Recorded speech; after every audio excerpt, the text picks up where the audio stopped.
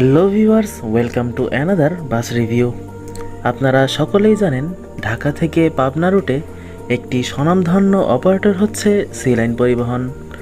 যুগের সাথে তাল মিলিয়ে তারা তাদের বাসগুলো আরও বেশি আধুনিক করে তোলার চেষ্টা করে যাচ্ছে। তো আজকের ভিডিওতে নিয়ে এসেছি সি লাইন পরিবহনের এক ইউনিট সম্পূর্ণ রিবডি বাসের কমপ্লিট রিভিউ নিয়ে।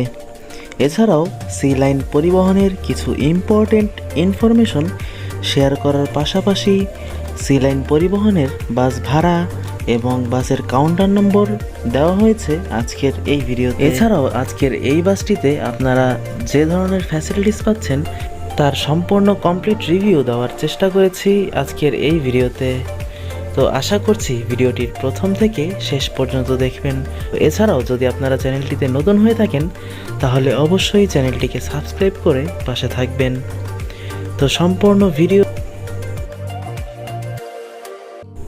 হ্যালো এভরিওয়ান, আসসালামু আলাইকুম। কেমন আছেন সবাই? আশা করছি সকলেই খুব ভালো আছেন। তো আজকের ভিডিওতে নিয়ে এসেছি ঢাকা টু পাবনা রুটের কিংস বলা হয় যাকে, সেটি হচ্ছে সি লাইন পরিবহন। আর আজকের ভিডিওতে নিয়ে এসেছি সি লাইন পরিবহনের সদ্য রিবডি করা হয়েছে যে বাসটিকে, সেই বাসটির সম্পূর্ণ কমপ্লিট রিভিউ নিয়ে হাজির হয়েছি। এই বাসটিতে কিন্তু চ্যাসিস রেখে, মানে পুরাতন চ্যাসিস রেখে সম্পূর্ণ নতুন বডি এবং সিট, ইন্টেরিয়র সব কিছুই কিন্তু নতুন ব্যবহার করা হয়েছে, যার জন্য কিন্তু এই বাসটিকে রিবডি বলা হয়। এবং এই বাসটিতে কিন্তু আমার সবথেকে বেশি ভালো লেগেছে বাসটির পেইন্ট কোয়ালিটি, যা আমাকে প্রথম থেকেই খুব আকৃষ্ট করে নিয়েছে। এছাড়াও যে কোনো সাধারণ যাত্রীদের কিন্তু এই বাসটির পেইন্ট প্রথমেই খুব বেশি আকৃষ্ট করবে। বাংলাদেশে পরিবহন সেক্টরে যে ব্র্যান্ডটিকে পরিবহন সেক্টরের রাজা হিসেবে গণ্য করা হয় সেটি হচ্ছে হিনো AK1J, এবং এই বাসটি কিন্তু হিনো AK1Jের চ্যাসিসের উপরেই কিন্তু এই বাসটির বডি নির্মাণ করা হয়েছে। যদিও বাসটির চ্যাসিস একদমই পুরাতন ছিল, 14 সিরিয়ালের বাস, তো বুঝতেই পারছেন যে 14 সিরিয়ালের বাস কতটা পুরাতন হতে পারে। তো এটি কিন্তু সেই পুরাতন চ্যাসিসের উপরেই সুন্দর একটি বডি নির্মাণ করা হয়েছে, যেই বডি নির্মাণটি তাদের নিজস্ব গ্যারেজ থেকেই নাকি করা হয়েছে। তাছাড়াও কিন্তু আমার কাছে এই বাসটির পেইন্ট ফিনিশিং খুব ভালো লাগছে। যা আপনার কাছে কেমন লাগছে অবশ্যই কমেন্ট করে জানিয়ে দিবেন। এবার চলুন বাসটির ইন্টেরিয়র দেখা যাক। তো চলুন বাসটির ভিতরে প্রবেশ করি। বাসটিতে প্রবেশ করতেই আপনারা দেখতে পাবেন খুব সুন্দর একটি ইন্টেরিয়র ডিজাইন করা রয়েছে, যা সিটগুলো মোটামুটি ভালোই দেওয়া হয়েছে। বাসটিতে কিন্তু রেয়ার র ছাড়া প্রতিটি রতে 2:2 রয়ের সিট ইউজ করা হয়েছে। বাসটিতে মোট 45টি সিট অ্যাপ্লাই করা হয়েছে, যা সচরাচর প্রতিটি নন এসি বাসে দেখা যায়।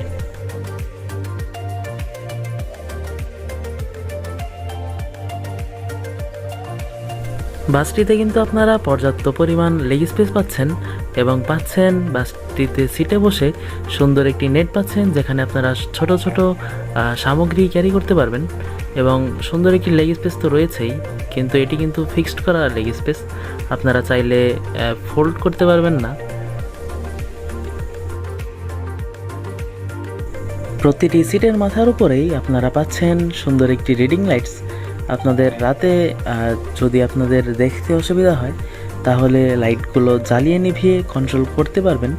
এবং রয়েছে কিন্তু যদি এসি বাস হতো তাহলে এসি কন্ট্রোলার হতো এটি, কিন্তু এখন যেহেতু নন এসি বাস সেহেতু কোনো এসি কন্ট্রোলার নেই। তো এই বাসটির মাথার উপরেই কিন্তু সুন্দর একটি ডেস্ক দেওয়া রয়েছে, যেখানে আপনারা ছোট ছোট হ্যান্ডব্যাগ এখানে ক্যারি করতে পারবেন, যা আপনাদের অনেকটাই উপকৃত হবে আর কি। এছাড়াও বাসটির সাইডেই কিন্তু লেখা রয়েছে বাসটির সিট নাম্বার। আপনাদের খুব সহজেই কাউন্টার থেকে টিকিট সংগ্রহ করে দেখে নিতে পারবেন আপনার সিট কোথায়। আপনাদের অতিরিক্ত গরমের সময় বাসটির মাথার উপরে কিন্তু সুন্দর একটি ফ্যান দেওয়া রয়েছে, যেখান থেকে আপনাদের নিজেদের শরীরের তাপমাত্রা নিয়ন্ত্রণে আসবে। এবং রয়েছে প্রতিটি ফ্যান পরপরই একটি করে লাইট দেওয়া রয়েছে। এবং আপনারা কিন্তু মাথার ওপরেই, মানে যেখানে মাথা রাখবেন সেখানে কিন্তু নরম একটি পিলো দেওয়া রয়েছে, এটি পিলো কি বলতে পারবো না, কিন্তু পিলো দেওয়া রয়েছে সম্পূর্ণ লেদারের, দেখতে কিন্তু খুব ভালো লাগছে, যেখানে আপনারা জার্নি করে অসাধারণ একটি জার্নি ফিল পাবেন।